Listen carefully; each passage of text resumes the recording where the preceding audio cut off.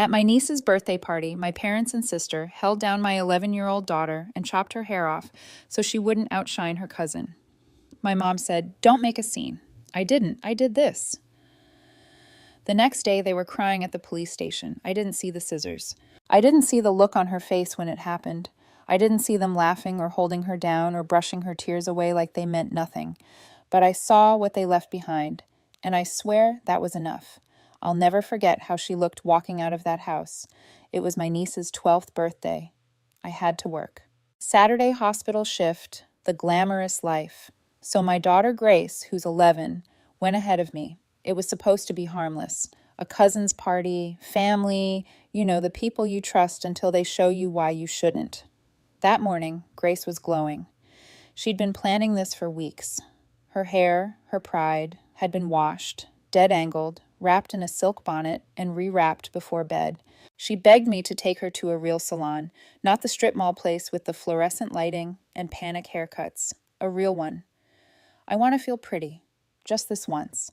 So, I picked up 2 night shifts, canceled my massage, and handed over $120. She chose the look herself. Soft curls half up, pearl pins tucked into a side braid. "Do you think Bella will like it?" she asked, fussing with a pin. "Bella's my niece, Sabrina's daughter." "She'll love it," I told her. "You look beautiful." She smiled. She'd even handmade a gift, wrapped it in glitter tape. I dropped her off, kissed her goodbye, and went back to work thinking she was safe. Foolish, I know. When I pulled into the driveway that evening, something twisted in my gut. Not nerves, not paranoia, just the kind of off you only recognize in hindsight. And then the front door opened. Grace stepped out, and I swear to God for a second I didn't recognize her. Her hair, her long, perfectly styled hair, was gone. Not trimmed, not cut. Heck, it was short, uneven, jagged. Some pieces hit her chin. Others barely grazed her ears. It looked like someone handed a raccoon a pair of gardening shears and let it freestyle. She looked down when she walked toward me, shoulders tight, breathing shallow. "Grace?" I asked, climbing out of the car. "What? What happened?" She tried to smile, tried to be brave. That's the part that killed me. "They cut it," she whispered, and then she burst into tears. My chest cracked open. "They cut it," I repeated, too stunned to process anything else. She nodded. Her voice was small. "Grandma and Auntie Sabrina." I wanted to turn to stone, shatter into pieces. I wanted to run inside that house and start flipping tables like I was in a biblical meltdown, but Grace was sobbing. So I knelt down and held her, and she buried her face in my neck and just cried. "Can we go home?" she asked. "We're not going home yet," I said. My voice sounded calm. That scared me more than anything. We walked back toward the house. I kept my hand on her shoulder. I half hoped someone would try to stop me. No one did. Inside, Sabrina was clearing paper plates like she hadn't just destroyed a little girl's trust in humanity. My mother was wiping counters, chatting about leftover cake. The air smelled like frosting and betrayal. I stood in the doorway and said, "What happened to my daughter's hair?" Sabrina didn't even flinch. "We asked her to put it in a ponytail. She refused, so we cut it." I blinked. "You cut it." "She was being difficult," my mother chimed in. "We gave her a choice." "A choice?" I repeated. "So, let me get this straight. You told an 11-year-old to do something she didn't want to do, and when she refused, you punished her by cutting her hair off." "It's just hair," Sabrina said. No, it wasn't." They kept going. "Bella was crying," Sabrina snapped. She saw Grace's hair and started crying. "You think that's fair? You parade your daughter around with that fancy salon hair." "Fancy salon hair?" I echoed, because now I was in a surrealist nightmare. "You know we can't afford that," my mother added. "What were you trying to do? Make Bella feel bad? Embarrass us?" "She was showing off," Sabrina said. "You made my daughter feel ugly on her birthday." I stared at them. These people, my own family, talking like Grace was some rival at a high school prom, not a child with a kind heart who just wanted to give a handmade gift to her cousin. I couldn't feel my hands anymore. My voice was even. "I'm taking her home." I didn't wait for a response. Grace was still outside. I took her hand and we walked back to the car together. She kept wiping her face. I didn't say much. Halfway home, she whispered, "Do you think it can be fixed?" My throat tightened. "We'll make it beautiful again," I said. "I promise." She believed me. That's the worst part. She still believed the world could be made right. I didn't scream. I didn't threaten. I didn't even cry. Not then. I didn't know it yet. but very soon they would be crying at the police station. People like to talk about first signs, red flags, gut instincts, those little moments when the curtain lifts and you glimpse the truth underneath. I wish I could tell you there was one of those moments in my childhood. A line that was crossed, a slap, a scream, a locked door, something dramatic, something cinematic. But no, it was subtler than that. It was soft, it was constant, it was poison disguised as tradition. You don't grow up knowing you're the second choice daughter, not immediately. It's more like a slow leak. Something drips and drips and drips, and you don't even realize the ceiling is sagging until the whole thing collapses on your head. My sister Sabrina is 2 years older than me, and for the first 15 years of my life, I didn't question why she always got the nice things. The prettier dresses, the shiny flats, the lip gloss, the compliments. Let your sister wear it. She's older. You don't need mascara yet. You're still a little girl. That top is too mature for you. You don't want people looking at you that way. Never mind that Sabrina and I were practically the same height by 12, or that we went to the same middle school and were mistaken for twins on the regular, or that I never asked for much, just not to be dressed like someone's lost camp counselor every time we went out in public. But it wasn't just the clothes, it was how my parents looked at her and how they looked through me. I didn't think I was pretty. Not back then. I liked video games and books with dragons and messy ponytails that started falling apart the second I left the house. I wasn't trying to be anything, but apparently not trying was the problem. See, there's nothing more threatening to a girl raised to compete for attention than someone who gets it without even asking. Sabrina never said it out loud, not directly, but I saw it in her face. Every time a boy looked at me instead of her, every time someone mistook me for the older sister, every time I made someone laugh without trying. And then she'd do what she always did, flip the story and make me feel like I had done something wrong. I remember once, I was 14. She was 16. We were getting ready for a family friend's wedding. She stormed into my room in full mascara meltdown mode. "Why are you wearing that dress?" I blinked. "It's the only one that fits me." "Did you do something to your hair?" "No, I washed it." She looked like I just committed a felony with Pantene. "You know Brandon's going to be there." Brandon, the boy she had a crush on for 4 years. He liked football and math and apparently me. Except I didn't like him. I just talked to him once about a book we both liked. "Don't you dare flirt with him." "I'm not what?" She slammed the door. Later that night, my mom pulled me aside. "Couldn't you have worn something less flashy? Your sister was really upset." The dress was gray. Gray. Over the years, things escalated, quietly, in ways that didn't leave marks. Sabrina would accidentally hide my makeup bag or forget to tell me the dress code changed for an event. One time, she swapped out my conditioner for shampoo. My hair looked like I styled it with static electricity for a week. But what cut deeper than all of that was how my parents kept backing her. No matter how petty, no matter how obvious, they saw me as the problem. I was difficult, too proud, too sensitive, too much. Fast forward 10 years, and I thought I'd outgrown it. I thought success would solve the imbalance. I worked my way through med school, residency, long hours, no sleep, no one cutting me slack.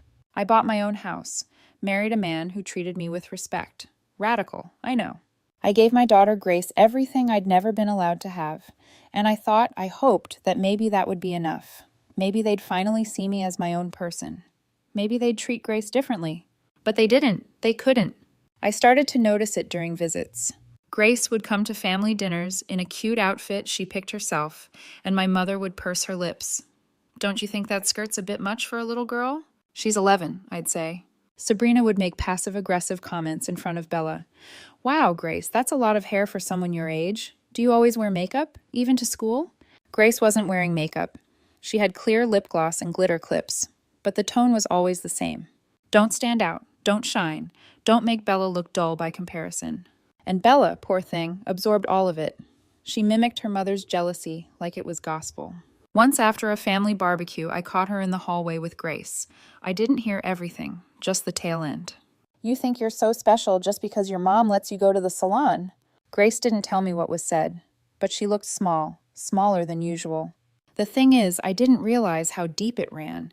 I didn't realize that the same silent rules applied, the same games, the same threats hidden in smiles. Until the birthday, until I saw Grace walk out of that house with her hair hacked off, until I heard the words leave her mouth. They cut it. That was when it all clicked. It wasn't about disobedience or discipline or some childish misunderstanding. It was punishment for being beautiful, for shining, for standing out when she was supposed to stay quiet. They saw in Grace the thing they'd hated in me, and they came for her. I thought I had escaped it, that the worst of it was behind me, but I didn't realize I had just walked her, my daughter, straight into the same trap I grew up in. She said it while I was pouring tea. They held me down. Just like that. No buildup, no tears, just those 4 words, flat and quiet like she was telling me the weather report. Grace sat at the kitchen table in her hoodie, legs tucked up under her, staring at nothing. I stopped mid-pour. What? They held me down, she repeated. I told them no. Aunt Sabrina pushed me into the chair and Grandma said, "It's just hair. Stop making a scene." And then they cut it. I didn't speak. I was too busy clenching the teapot like I could squeeze justice out of it. They were laughing, she added. Grandpa said I needed to be humbled. Bella was filming me. So was Connor. He said he was going to send it to the group chat. She blinked. I don't even know what group chat. I sat down fully because if I didn't sit, I was going to break something. They filmed it? She nodded. Connor had his tablet. He was holding it up the whole time. I think he thought it was funny. Of course he did. And no one stopped them? Grandpa was eating cake. Bella told them to get the front too. I stared at her. She looked so small in that chair, smaller than she'd ever looked in her life. And that was the moment everything inside me turned cold. I wasn't even angry anymore. I was ready. Grace, I said, what they did to you wasn't just wrong. It was illegal. She looked up. Really? Yeah, it's called assault. They touched your body without permission.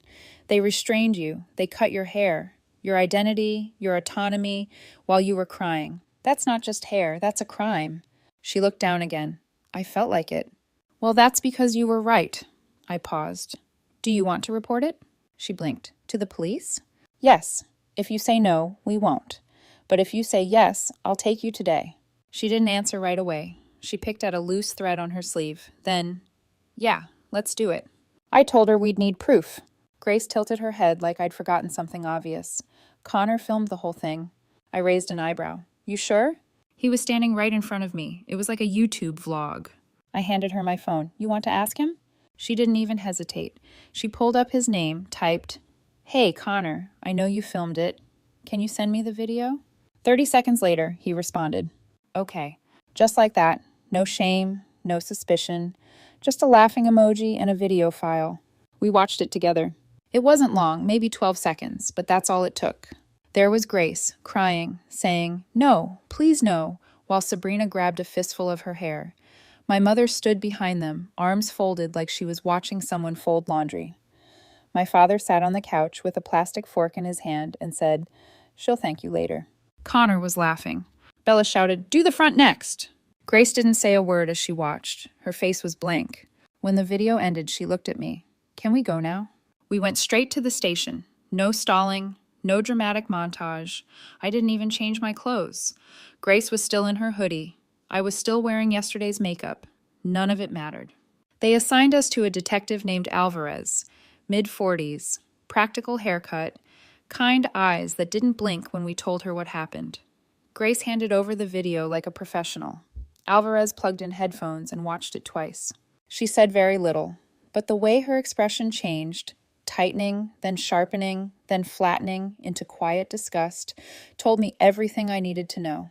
We're opening a formal case, she said. You did the right thing coming in.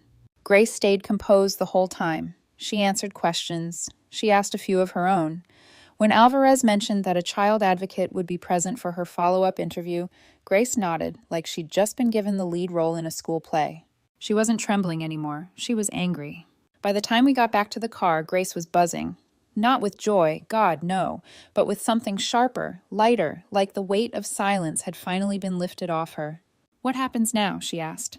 I told her the truth. There'd be paperwork, a follow-up, maybe a court case, maybe protective orders. It wouldn't be easy. She nodded. Good. That one word gave me chills. That night, the phone rang. I didn't recognize the number, but I knew the voice. Are you insane? My mother's voice hit me like a slap. She didn't even say hello. You went to the police. You actually called the police over hair. She didn't wait for me to respond. You're going to ruin everything. Do you understand that? You're going to destroy this family. Is that what you want? I let her rant, let her shout, let her pour every drop of her fear and fury through the line. And then, when she finally stopped to breathe, I said, "You should have thought of that before you assaulted my child." Dead silence. "We didn't assault anyone. It was a haircut." No, it was humiliation. It was violence. And now it's evidence. Another beat of silence. "Then you're not thinking clearly. You need to calm down. Tell that to the detective." I hung up, and I didn't feel guilty. Not for a second. And it wasn't over yet. Not by a long shot. When my phone rang the next morning, I was already holding a cup of coffee and a grudge. It was Sabrina. "CPS was at our house," she said, voice cracking. "They showed up this morning, Ruby, unannounced. They wanted to see Bella's room. They asked if we had scissors lying around." I stayed silent, stirred my coffee, let the silence speak for me. "What the hell is wrong with you?" she whispered. "You actually went through with it. You pressed charges." "No," I said. "I just reported what you did. The rest? That's on you." "It's hair, Ruby." There it was again, that same old tune. "Just hair, just fun, just sisters, just childhood." "No," I said. "It's holding down a crying child and cutting her body without consent and filming it and mocking her. If that's what you call parenting, I'd be worried too." She tried to switch tactics, begged me to retract the report. "You're tearing the family apart," she said, voice breaking. "You've made this so public. I could lose my kids." "You should have thought about that," I said, "before you touched mine." I hung up. No goodbye, no explanation. Just the click of a boundary locking into place. I should have known they wouldn't stop there. That afternoon, someone sent me screenshots. There they were, my parents and Sabrina, posting on Facebook, spinning their own version of the truth like it was a school talent show. It was a game. Grace said she wanted a makeover. Ruby is being unstable again. She has a history of overreacting. We love Grace. We were bonding. Bonding? Is that what we're calling it now? Bonding by force. One comment actually said, "I've known Ruby for years, and she's always been obsessed with appearances. It's sad she's weaponizing her daughter like this." "Oh, really? Brenda from church? That's your takeaway?" I showed the post to Grace. She scrolled through the comments, her mouth tightening. "They're lying," she said softly. "I know. They're getting away with it." I looked at her. "Not if we tell the truth." Then I paused. "Would you be okay if I posted the video?" She looked up at me. Not like a scared kid, but like someone who was done being made to feel small. "Please post it." So I did. No long caption, no rant, just this. "This is what they call a game. This is my 11-year-old daughter crying while they hold her down and cut her hair. She said no." They laughed. And then I attached the video. It exploded. The same people who had been calling me dramatic in the morning were tagging me with apologies by the evening. I take it back. This is horrifying. Why is that kid laughing while she's crying? This is assault, full stop. I'd press charges too. What the hell? Even the original commenters who doubted me started deleting their replies. Funny how fast moral clarity can show up when there's footage. Grace sat next to me while we watched the view count tick up. I glanced at her. She was smiling. Not a full grin, but the kind that says, "They see me now. I'm not invisible anymore." 2 days later, I got a text from my dad. "Hey, your rent transfer didn't come through this month. Was there an issue?" I stared at it for a second, then I typed, "No issue. I'm just not paying for people who laughed while my daughter begged them to stop." "Come on, Ruby, you're really cutting us off over a haircut?" And there it was again, the deflection, the denial, the inability to call anything by its real name. I wrote back, "Because it wasn't a haircut. It was an assault. And because when you had a chance to say this was wrong, you chose to lie about it on Facebook. Also, if you ever try to contact Grace again, I will report it." Another pause. "Well, I guess money means more to you than family." I didn't reply. Not because I didn't have a dozen things I wanted to say, but because I don't argue with people who confuse consequences with betrayal. Later that week, Grace and I went back to the salon. The stylist I booked was warm, gentle, and knew exactly how to handle hair that had been butchered by family drama and kitchen scissors. She didn't try to make it long again. She didn't use words like fix. Instead, she leaned down to Grace and said, "Let's make this yours." An hour later, Grace was looking at herself in the mirror, touching the new shape of her hair. She tilted her head and smiled. "I look awesome." And you know what? She did. The following week, Grace gave her full statement at the station. She walked in like she owned the building. No tears, no hesitation. She answered every question clearly. When they asked how it made her feel, she said, "Like they thought I didn't matter." When they asked why she was reporting it, she said, "Because I do."